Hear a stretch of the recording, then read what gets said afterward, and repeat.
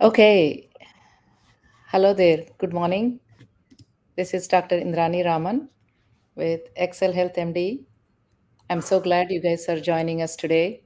We had a few technical issues, so pardon us for a few minutes delay here. I'm excited to introduce Coach Anju with all of you guys. Part of the work we do at Excel Health MD, though it involves mainly about the physical aspect of what people are struggling with, that health concerns, what I've come to realize, there is a big role that is played even by the mental and spiritual elements, especially the past incidents that happened in their life. Right, as they're getting better with the physical aspect, I realize that people need help more with the other elements also, what I call mental and spiritual health, and that is important as part of their journey towards their health and wellness. And our whole purpose at Excel Health MD is actually to allow our clients to live in abundance of physical, mental, and spiritual health. So I'm so excited to introduce Coach Anju to all of you guys. She has a unique story that she'll be sharing with you. And Anju also has been an ICU nurse, and she's a life coach who focuses on mindset management, which is the process of thinking better thoughts to live a better life. She works specifically with workaholics and people pleasers and perfectionists to help them feel more valued, seen, and appreciated. Her approach to coaching is based on understanding what a person has experienced, that left them feeling like their sense of self has been assaulted. She helps her clients appreciate what they have been through and ultimately find a way for them to feel okay with themselves, no matter what happens in life from this point going forwards. So, we're going to talk about how it looks like to be struggling with one of those aspects, right? From the past trauma, how does the symptom show up for us? I know we all have had some incident or some things that have affected us, either in our childhood or adulthood. All our experiences make us who we are, isn't it? So, we're going to talk about how it looks like and how it can be affecting you at this time. And Anju will also share some examples of how she has helped her clients.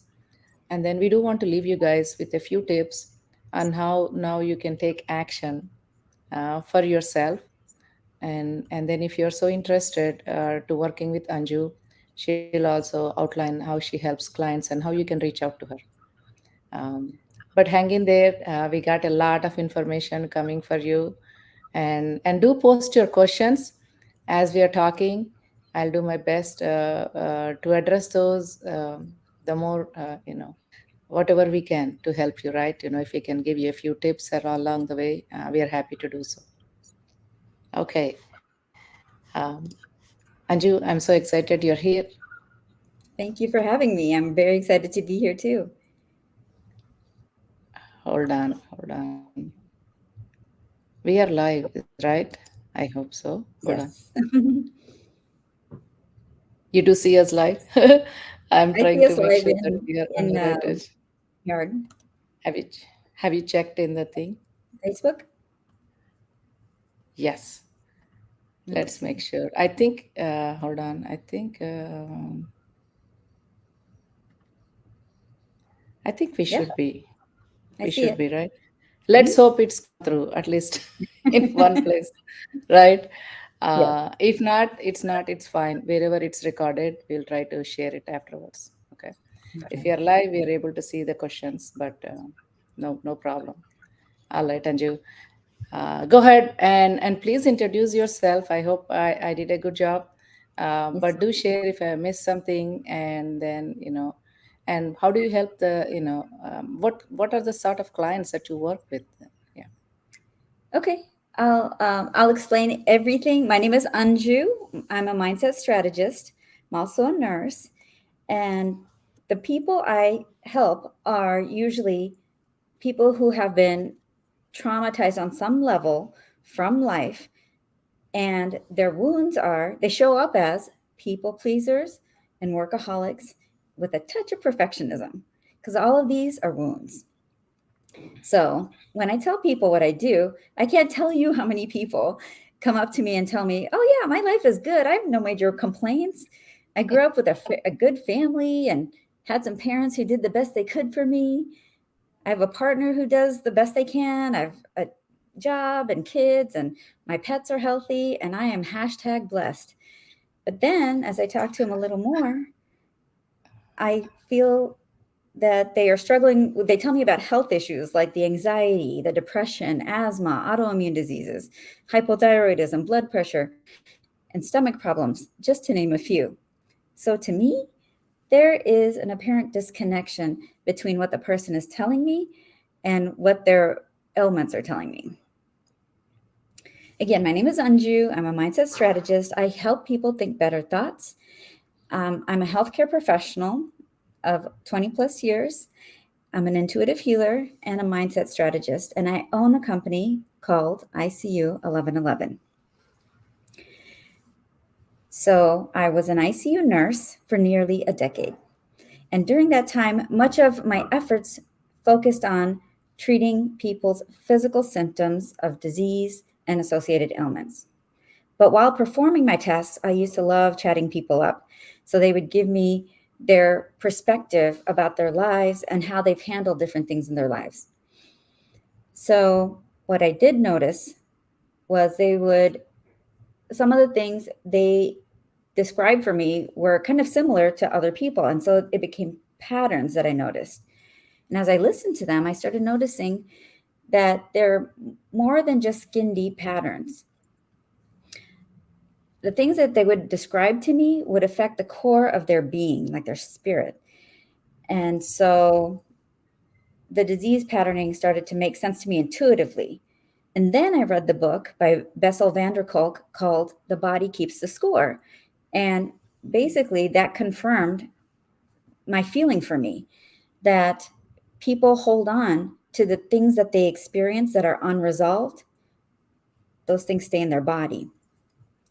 So I decided to use that information to help inspire people to have better, more positive health outcomes by changing their response and their mindset towards what they are experiencing.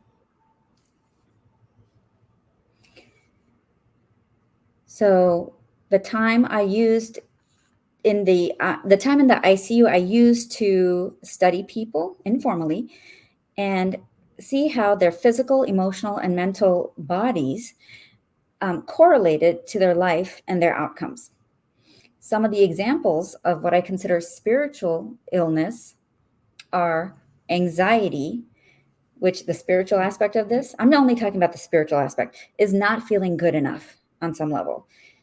The excessive need to control things to ensure they happen a certain way for fear of judgment and criticism of others. That's just too painful to handle. Depression, suppressing your authentic or true selves, especially your feelings, like your anger and your negative emotions.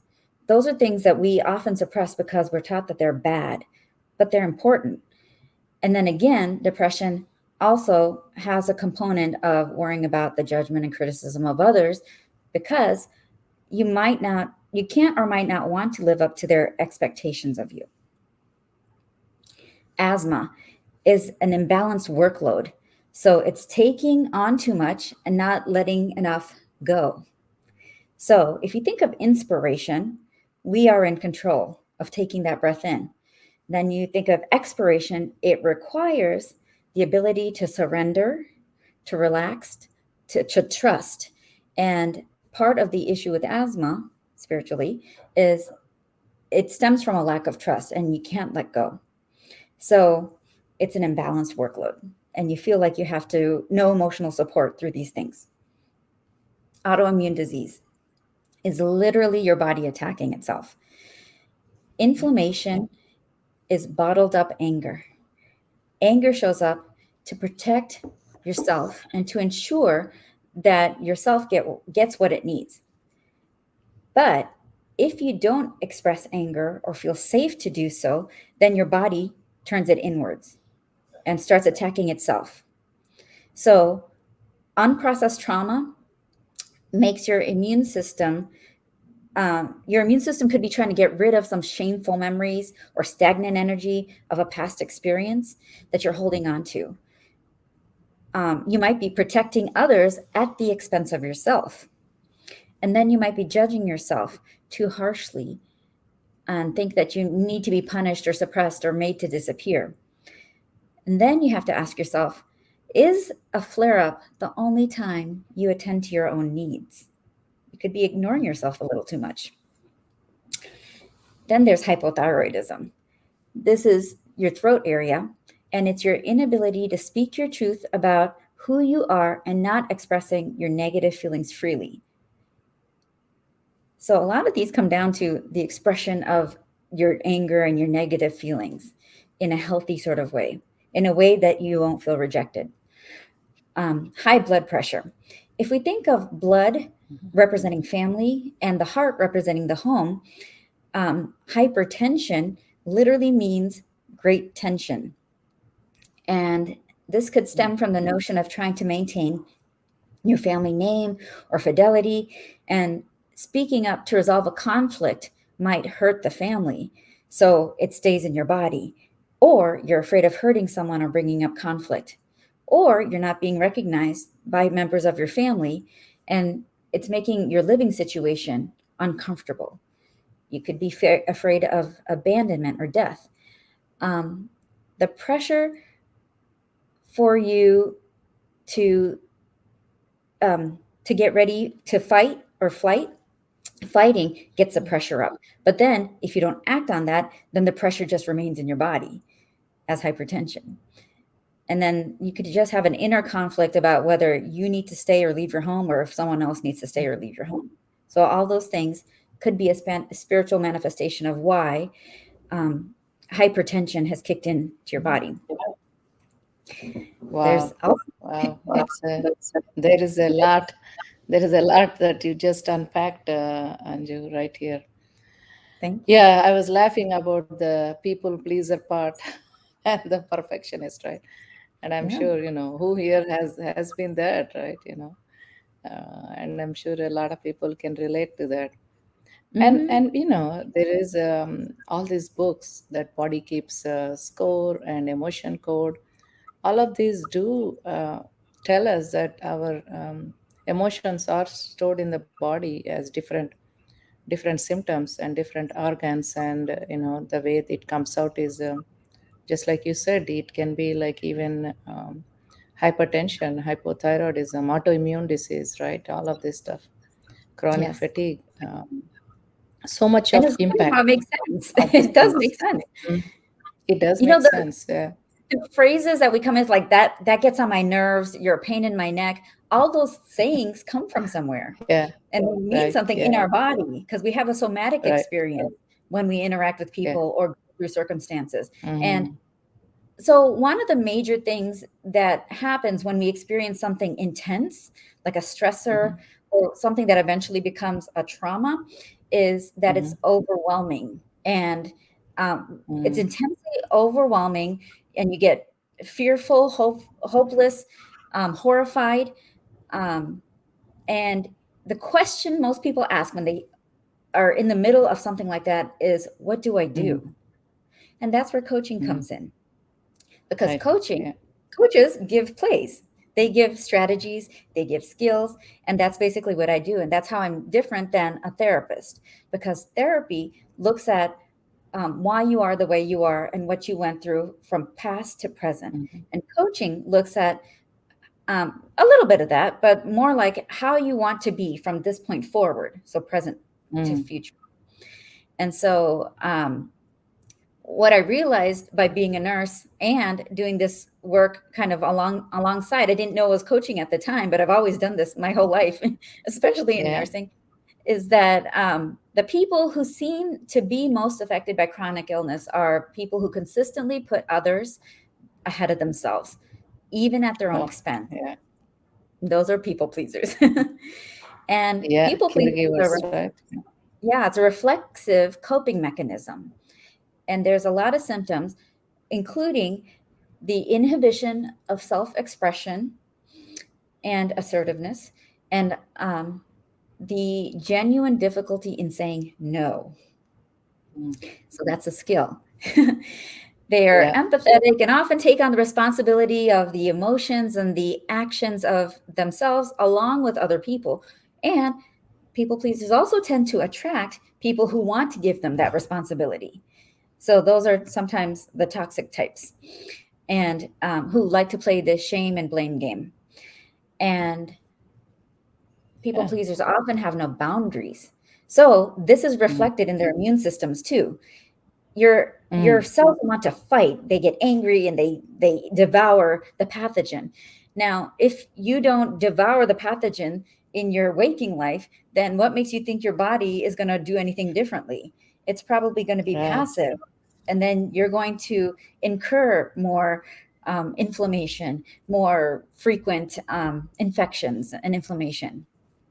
And here's a key Yeah. thing about people pleasers: they generally come from families where in their childhood they learned self preservation early on as a mode of survival, and they became hyper vigilant so they could read the emotions of their caretakers to protect themselves, to prevent Mm. any harm. And so, Yeah. but as they grew up, there was a codependence, meaning they didn't know where they ended, their parents ended, and they began. So they didn't know what they genuinely wanted sometimes for Mm. themselves. And so they didn't learn the opposite skill to evolve past the survival mode and work into thrive mode. So they end up struggling with knowing how to assert themselves in their personal power. Yeah. This is like again, right? The things that happen in the childhood and all these adaptations, like bad adaptations that we develop, and Mm-hmm. they carry we carry with those all those emotions, our reactions, and all of those things are carried into the Yeah. adulthood. Especially And if we got no guidance on what to do about it. Mhm. Like if we didn't Yeah. have a nurturing adult to tell us, it doesn't have to be our parents necessarily, but it is any Mhm. nurturing adult to help us guide us through those intense feelings of helplessness, hopelessness, fear, and horror. So in Mhm. those moments, Yeah. if you don't get that direction, then you create your own coping mechanism. And that coping mechanism that worked for you when you're 8 years old might be a little outdated when you're 47 now. So, Yeah. so Yeah. basically, coaching And is like, I like to liken it yeah. with a wardrobe. You can try on different things. Like the shirt you wore Mhm. when you were 8 might not fit Mhm. you now in your 40s. And so try this on. So It's a true. different approach. Mhm. Yeah, and I truly believe with the coaching and being a mentor, right? You know, in my life, I've used coaches and mentors all along. You know, either it's for my own health or exercise or business coaching, Mhm. even the spiritual coaching, right? I think we all need one of those because we need a coach who really has experience, Mhm. and they have done the guidance for other people, and who gives us like a what I call a blueprint, right? Like a shortcut, Yes. because that is so important. Otherwise, we are just stumbling along, maybe doing something little bit halfway through on our own with no Mhm. accountability, and Yeah. basically trying to experiment. Yeah. And Right. that can maybe that might work sometimes, or that won't Yeah. work other Maybe not times, all the but time, we but are sometimes losing, it we lose time. can. Yeah, Yeah. we may see something, but we lose time on that. And that's where I Mhm. recognize the importance of having a coach and a mentor, Yeah. because they are like a shortcut for us to get to the results that we want, the transformations Yeah. that we want. And that's exactly how with the physical aspects that we do with Excel Health MD, that's what we do. And Mhm. part of that thing is also everybody needs coaches, even for spiritual, mental, and other aspects of life. Hey, all this if you look at all these professional players, right? Yeah, Tennis, everyone has basketball. coaches. They mean everyone has coaches. Our health, every aspect of our health deserves a coach, isn't it? Mm-hmm. Yep. And so Anju, tell us, like, give us an example, right? Like, about a client that who has come to you, and what did they have, and how did you work with them, and what did they see? So most of the people I work with, like I said, are people pleasers who Mm-hmm. generally feel like they don't belong. They chose acceptance over authenticity. So they forsake their Mm-hmm. authenticity and chose acceptance. So what that means is they'll do anything to play along and to maintain their inclusion. But they don't feel like they could be themselves and be included. So um, one example would be when you feel like you can't be yourself and you had to suppress yourself for too long, that is a good indication for spiritually for depression, because you're suppressing Mm-hmm. a lot of emotion, you're suppressing yourself. And our greatest joy is to express our true self, our authentic self. So I've helped numerous clients turn that depression around into something more empowering. They have given me their subjective opinion that they have struggled with chronic depression all their life. And once they started these skills and practicing these skills, they kind of swung the pendulum the other way in a safe space with a nurturing adult who, and coaching is different from therapy too, because my style and my program includes daily check-ins if you need to, so either by Mm-hmm. text or by phone call. So there's not just one session per week. I actually am able to help people like immediately, usually when they're having an active issue and they need help regulating themselves through that. So what this might look like is they might either text me and say, oh, my mother-in-law is driving me crazy and I don't know what to do, or my boyfriend did Yeah. this. And then I'll say, what do you want to say? Or how do you Mm. feel and what do you want to say? And then they will tell me their honest truth, because this coaching requires radical honesty. I have to know where you're coming from, what you really want to get you to where you want to be. So sometimes, most of the time, this is what happens with people pleasers. They Mm. withhold their real truth. So then I will help them reframe the wording about what they want to say. So then it doesn't sound like defensive or antagonistic or passive aggressive. And then I will give them a way to be descriptive. Hey, you know what? When you said this, it really made me upset. I wish you would have done this instead. So that's called the XYZ technique. When you did X, I felt Y. I wish you would have done Mm. Z.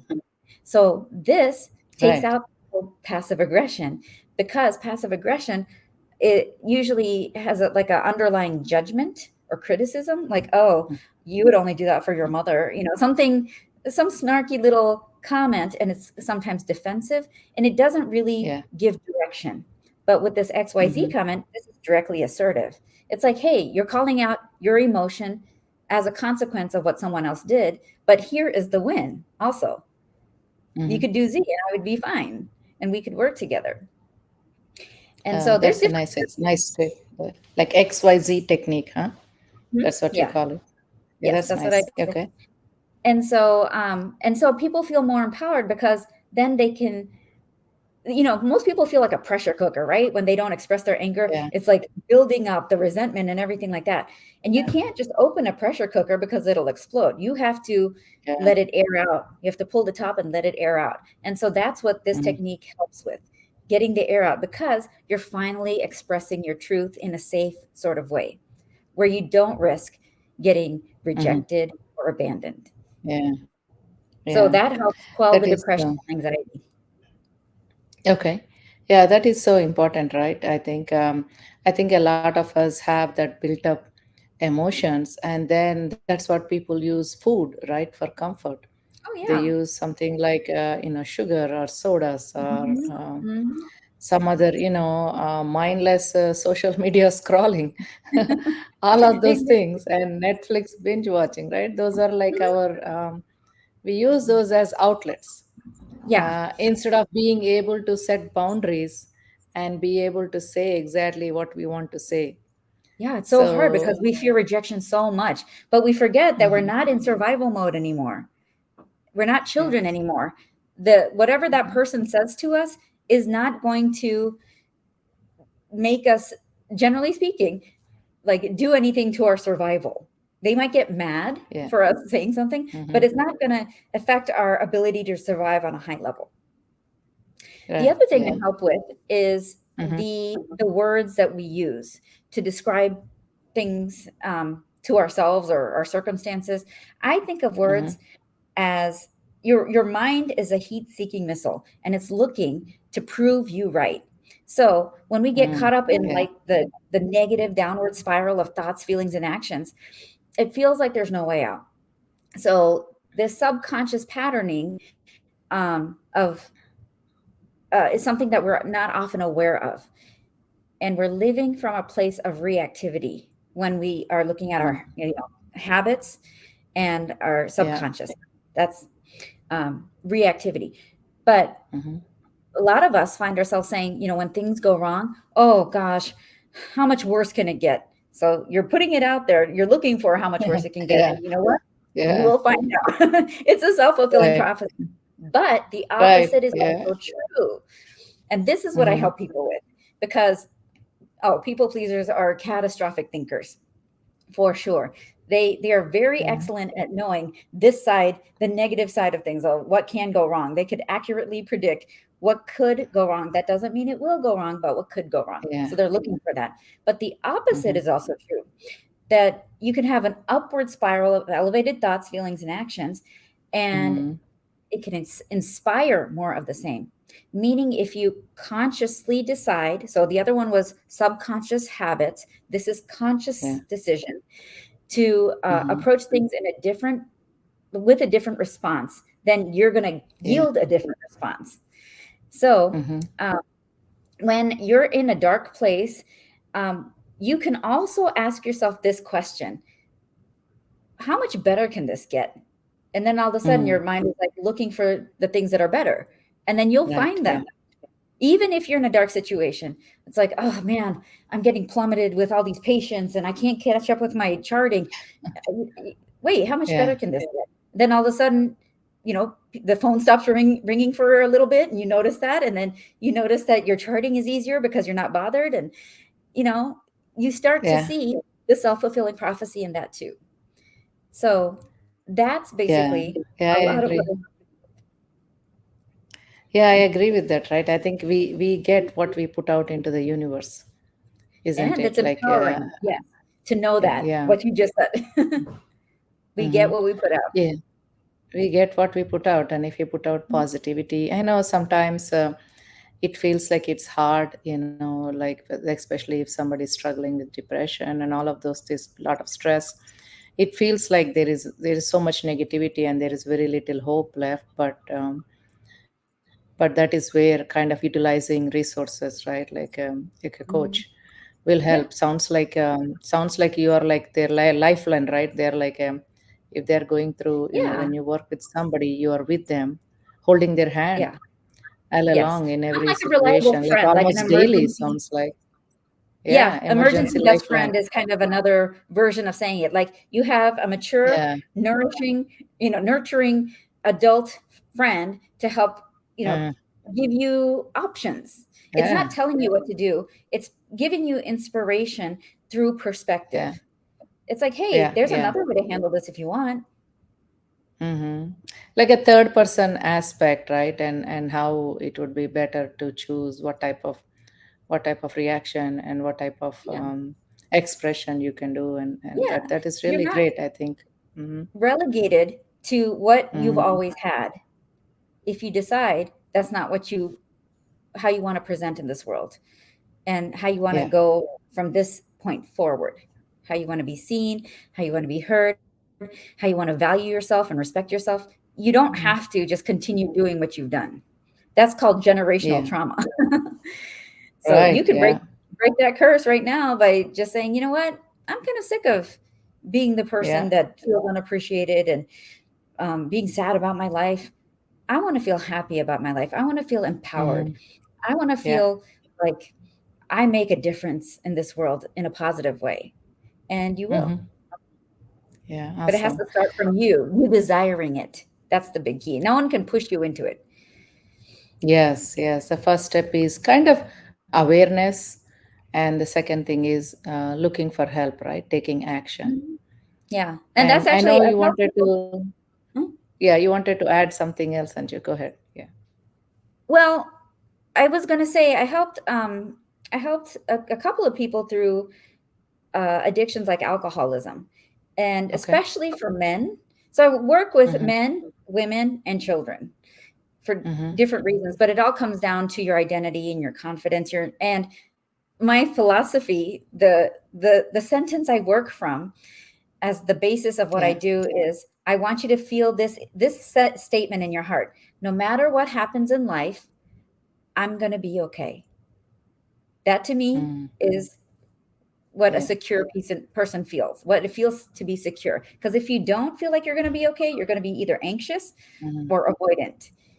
But Yeah. if you keep saying this to yourself, your mind will find a way to make this happen. So, in the case of, let's say, alcohol addiction, it's a Mm-hmm. fragmented sense of self, right? You are not, Yeah. you could not adequately connect emotionally and get your emotional needs met through the connections with people. So you reached out for things, and that thing Yeah. gave you some temporary relief or comfort until it started causing Yeah. other problems in your body. So part of the rehabilitation process for that, from the Yeah. mindset point of view, is to help the person reconnect to their purpose, especially Mm. men. They really flourish when they have a sense of purpose, when they have Mm-hmm. um, provision over their life, when they can protect and provide. That is like a Mm-hmm. masculine energy. And men and women Mm-hmm. have masculine energy. But when a man can feel emasculated when they don't feel they have provision over their life. They don't feel that they can provide Yeah. or protect. So one way Mm-hmm. to do that for yourself is to tell your story, your story, like the Mm. good, bad, or the ugly about your story. And you know what? Yeah. Ultimately, someone out there is going to be able to relate to you. So I make it a Yeah. practice of telling people to tell their story. And then, Mm. yeah, some people will make fun of you. Some people will have, oh, yeah, whatever, they'll roll their eyes at you.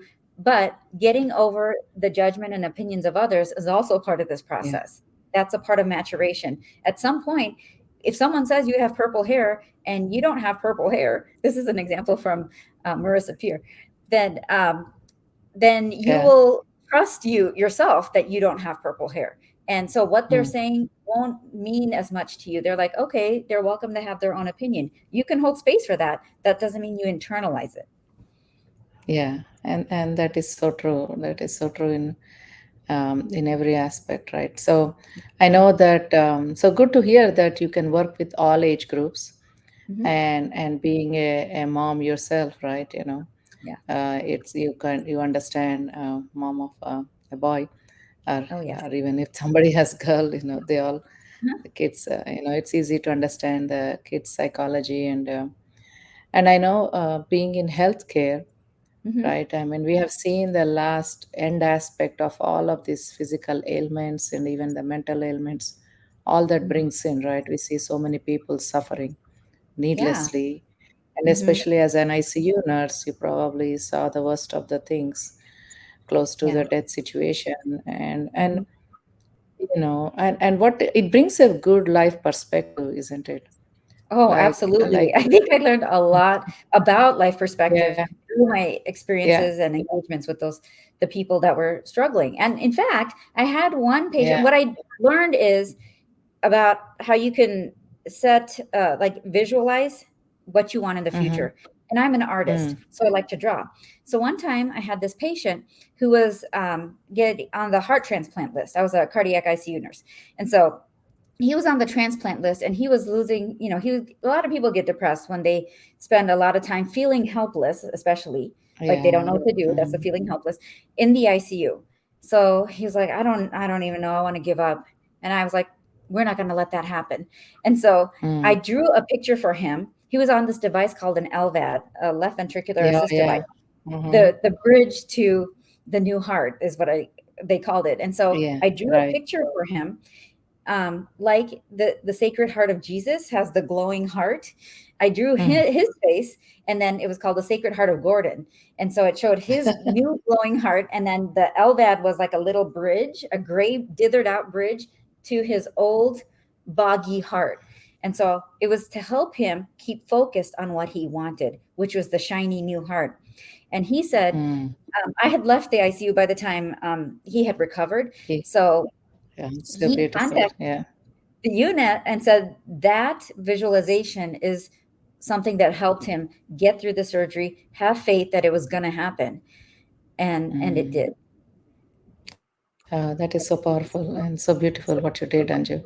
Yeah, I think visualization, hope, and also asking for help. I think, like you said, right, a lot of people, Mhm. a lot of among us, I think maybe healthcare workers are the worst, I think, but Oh my yeah. own opinion. It's our job to help people, not to get help. Yeah, yeah.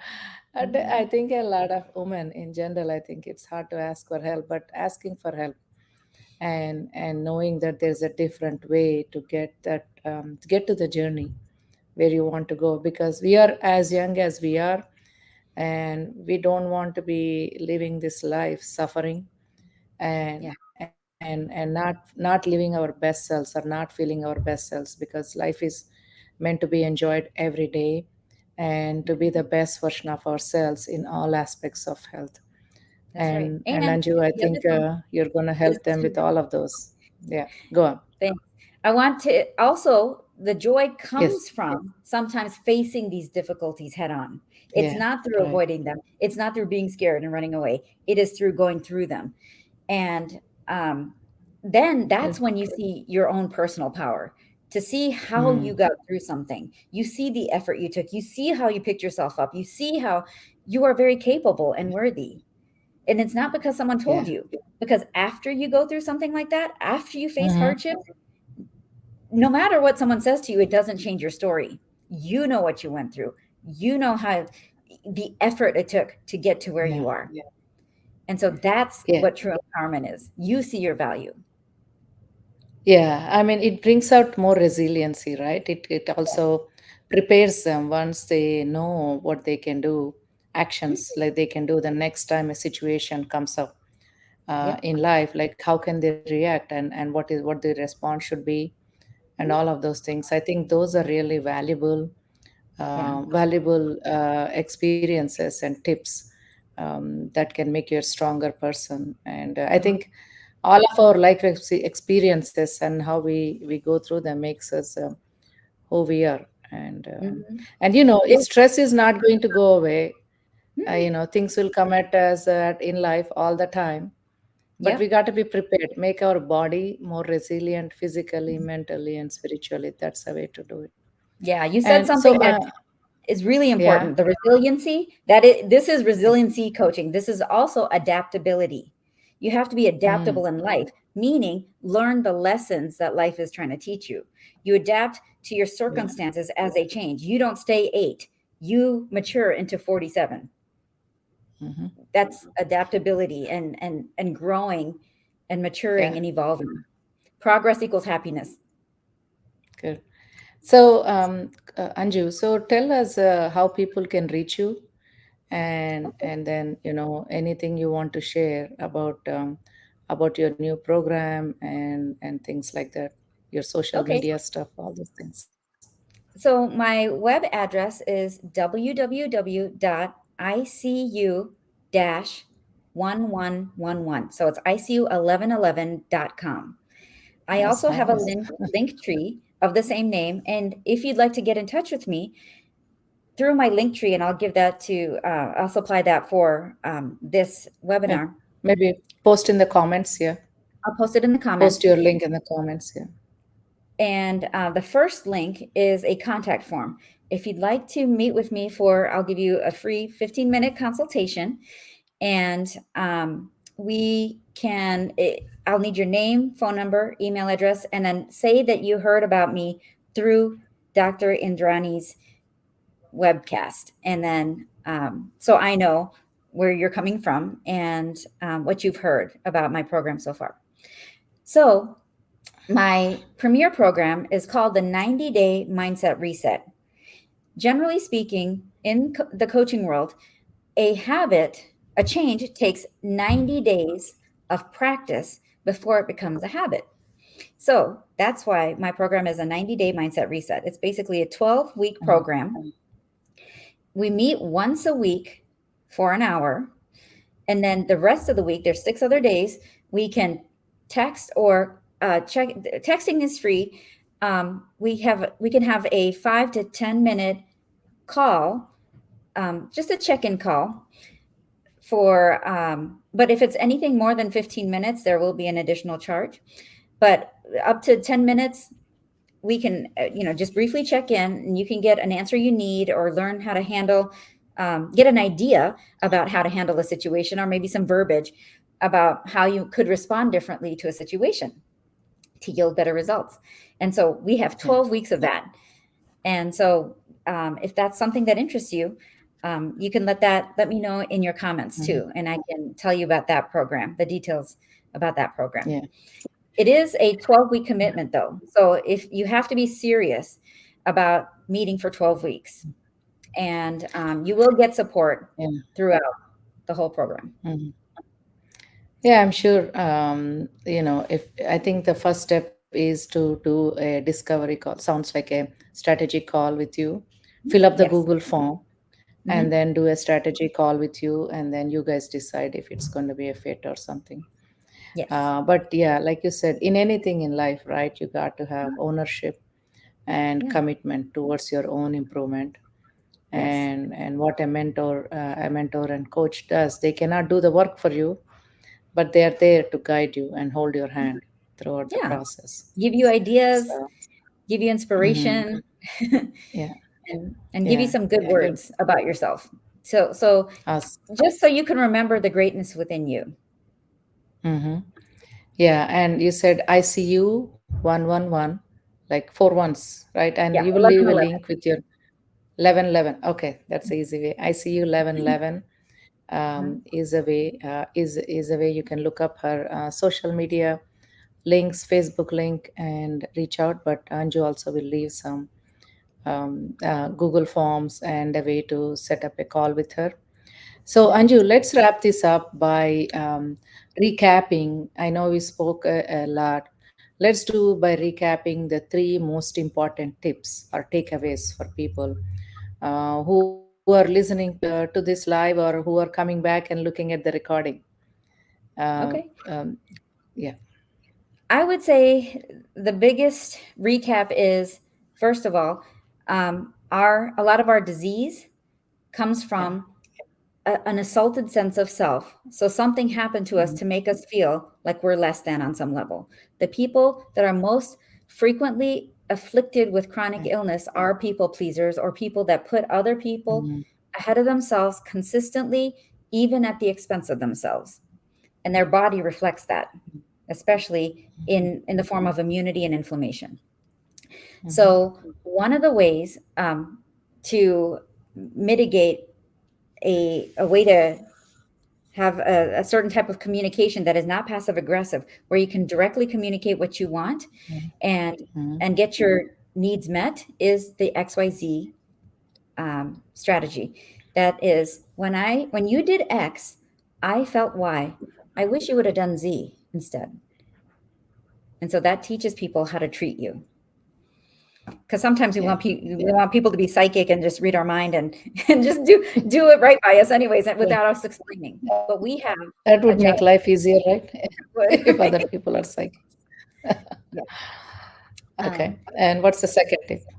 the second tip is to, instead of saying how much worse can something go when things are going bad, shift the Yeah. dynamic, because remember, your mind is a heat-seeking missile.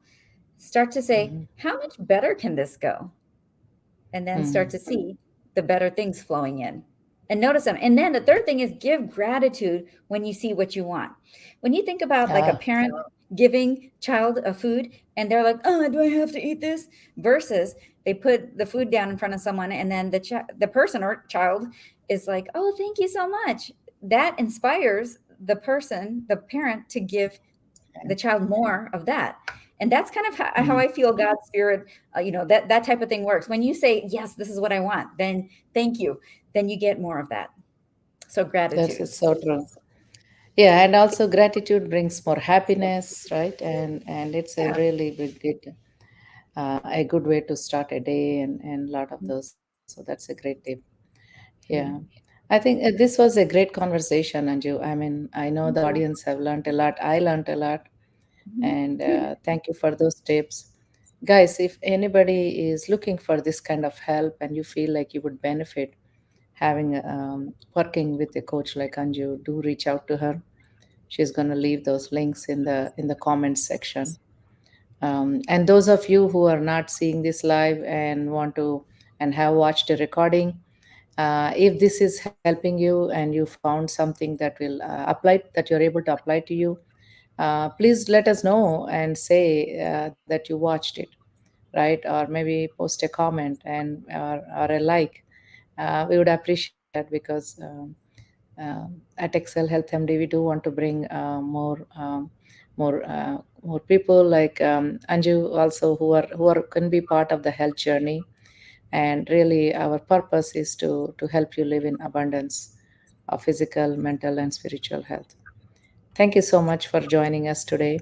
Any last words, Anju, that you want to say before we wrap up? It is possible to become the best version of yourself. You just have to want it. And we're here for you to help you with that journey. Awesome. That's the best way to wrap up. All right. Thank you guys so much for joining us. Thank you, Coach Anju, for being with us today. Thank you so much for having me. It's been a Have a pleasure. great day, guys.